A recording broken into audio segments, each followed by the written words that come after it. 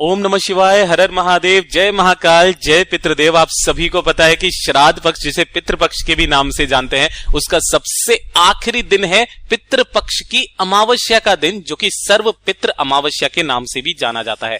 पूज्य गुरु जी की जो अभी कथा चल रही है, श्री गौ पितृ शिव महापुराण कथा, कोडिया में, कहां पर, दुर्ग छत्तीसगढ़ के अंदर, उसी वाली कथा में पूज्य गुरु जी ने एक बहुत ही अद्भुत सा उपाय बताया है। कल के दिन बेल पत्र पर आपको गाय के दूध वाले उपाय को जरूर करना चाहिए, और साथ ही साथ पितृपक्ष की जो अमावस्या आ जाए उस दिन आपको चावल और कपूर का उपाय केवल और केवल एक ही दिन आपको मिलता है, इसे जरूर करने चाहिए। पूरे जीवन भर आपके घर में कभी भी धन संपदा वैभव की कमी नहीं होगी और हमेशा धन धान्य की पूर्ति होगी। आपके घर में हमेशा सुख शांति समृद्धि बनी रहेगी। पूज्य गुरु जी की कथा से सुन करके और समझ करके पूरे उपाय को बड़े ही विस्तार से बताऊंगा, परंतु उससे पहले आप सबसे एक छोटी सी गुजारिश करूंगा कि जो लोग पहली बार आए हैं, चैनल को जरूर सब्सक्राइब कीजिएगा और वीडियो को लाइक करके मेरे देवादिदेव महादेव जी का कोई सा भी प्यारा नाम कमेंट बॉक्स में जरूर लिखिएगा। साथ ही साथ ओम पितृदेवाय नमः जरूर लिखिएगा।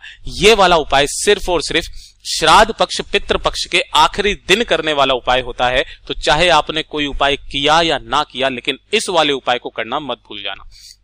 इस पूरे वीडियो के अंदर हम लोग 3 महा उपायों के बारे में बात करेंगे, जो कि आपकी हर एक कामना पूर्ति के लिए सिद्ध होंगे, आपके सारे दोषों को खत्म करेगा, आपके घर से आपके जीवन में खुशहाली ला देगा।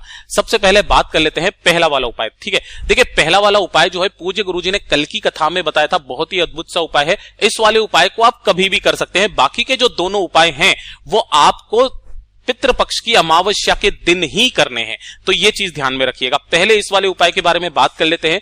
पूज्य गुरु जी ने कहा कि अगर आपको कोई भी किसी भी तरीके की बद्दुआ देता है ना, किसी भी तरीके की बद्दुआ कि जा भाई तुम्हारे जीवन में कुछ अच्छा नहीं होगा, सब कुछ बुरा ही बुरा होगा, आप उसकी वजह से थोड़ा सा सहम जाते हो, अपने मन में कहीं ना कहीं डर रहता है कि किसी की बद्दुआ लग गई है, भैया अब हमारे जीवन में बहुत ज्यादा गलत होगा या फिर ये होगा वो होगा।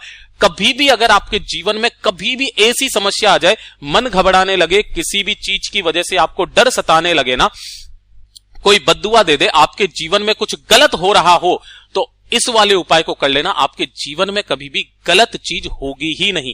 ध्यान से सुनना, समझने की कोशिश करना। एक लेना बेलपत्र, ठीक है। अब इस एक बेलपत्र को लेकर के ध्यान रखना, यह बेलपत्र कहीं से भी खंडित नहीं होनी चाहिए, टूटी फूटी नहीं होनी चाहिए। नहीं मिलती है, महादेव जी की शिवलिंग से उठा लेना, कोई दिक्कत नहीं है। एक बेलपत्र आपको चाहिए होगी, थोड़ा सा लेना होगा गौ माता का दूध।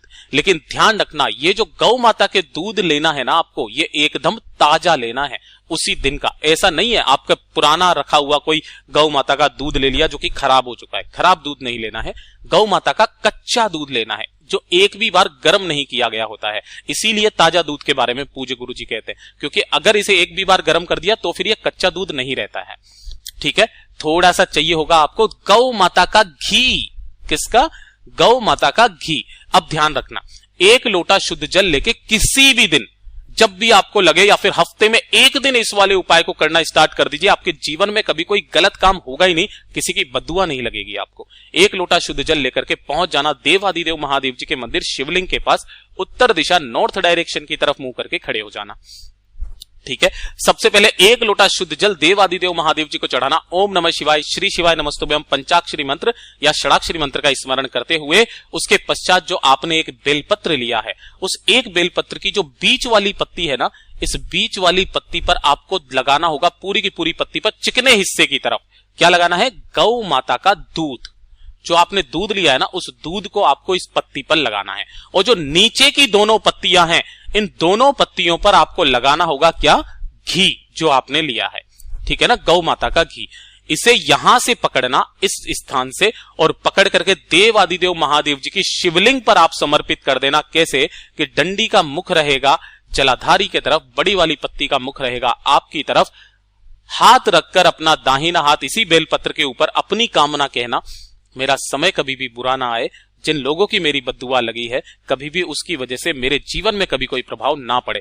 कामना करना, वापस चले आ जाना। हफ्ते में 1 दिन करना स्टार्ट कर दीजिए, आपके जीवन में कभी कुछ बुरा हो ही नहीं सकता।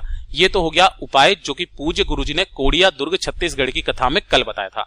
अब बात कर लेते हैं दूसरे वाले उपाय की तरफ, जो कि आपको सिर्फ और सिर्फ सर्व पितृ अमावस्या के दिन करना होता है, पितृपक्ष के सबसे अंतिम दिन।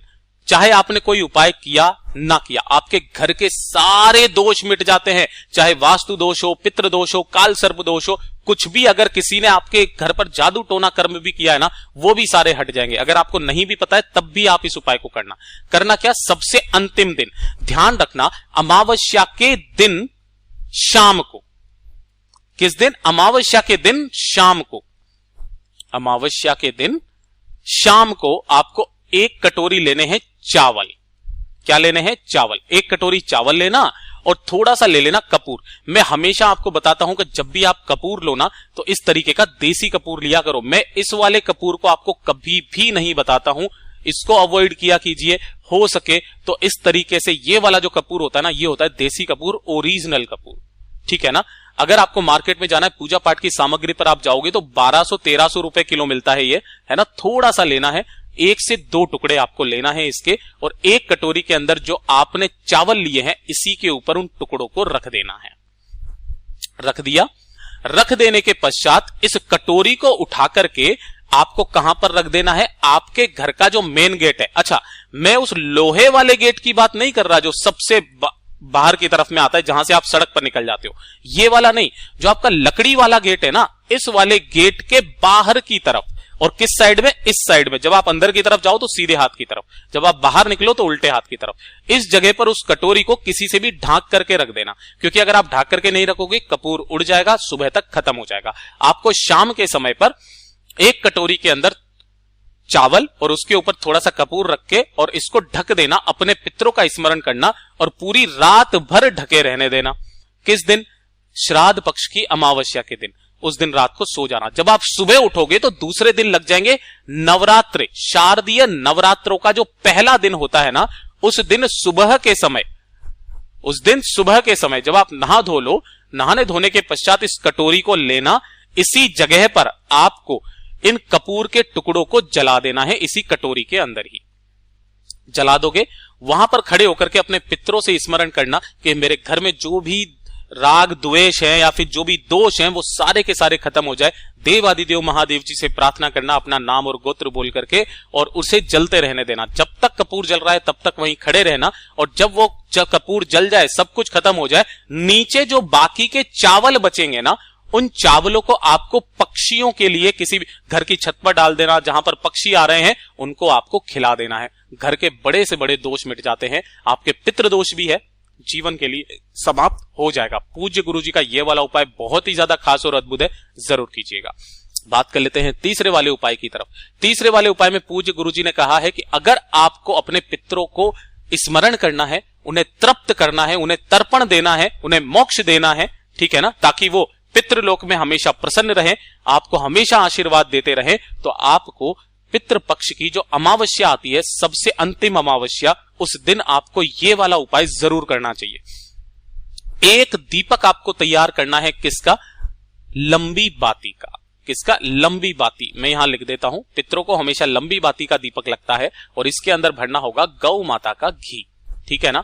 और इस एक दीपक को आपको किस जगह जलाना है? अगर आपके आसपास कोई नदी है ना, कोई तालाब है, नदी तालाब, कोई सरोवर है ना, कोई सरोवर आ गया, वहां पर ये सरोवर भी नहीं है, आप ऐसी जगह स्थान पर रहते हो, तो कोई कुआं हो आपके आसपास, वहां चले जाना। कुआं भी नहीं है, कोई बावड़ी है, इस तरीके से बावड़ी होती है, यहां चले जाना। अगर ये भी नहीं है तो 3 वृक्ष हैं जो कि पितरों के तुल्य माने जाते हैं। पहला पीपल का पेड़, दूसरा वट वृक्ष जिसे हम बरगद का पेड़ भी कहते हैं, बड़ का पेड़, और तीसरा बेलपत्र का पेड़ जो माता पार्वती के अश्रुओं से पैदा हुआ था। इन सभी जगहों में से किसी भी एक जगह पर उस एक दीपक को आपको लगा देना है, और लगा देने के पश्चात ध्यान रखना, जो बत्ती का मुख रखोगे वो रखोगे दक्षिण दिशा की तरफ। यहां खड़े होकर के, लगा करके, प्रज्वलित करके अपने पितरों को स्मरण करना, उन्हें याद करना, उनको नमन करना। जो कामना हो वो आप बोल देना। आपके पितर इतने तृप्त हो जाएंगे कि वो आपको दोनों खुले हाथों से आशीर्वाद लुटाएंगे। और ध्यान रखना, जिस घर पर अपने पितरों का आशीर्वाद रहता है ना, उस घर में कभी भी कोई दुर्घटना हो ही नहीं सकती है। पूज्य गुरु जी के ये सभी उपाय बहुत ही ज्यादा खास और अद्भुत है, जरूर कीजिएगा। साथ ही साथ वीडियो अगर पसंद आया हो तो लाइक जरूर करना और चैनल को सब्सक्राइब जरूर कीजिएगा। मैं आपसे मिलता हूं अगले वीडियो में, तब तक के लिए ओम नमः शिवाय, जय महाकाल, जय शिव शंकर, श्री शिवाय नमस्तुभ्यम।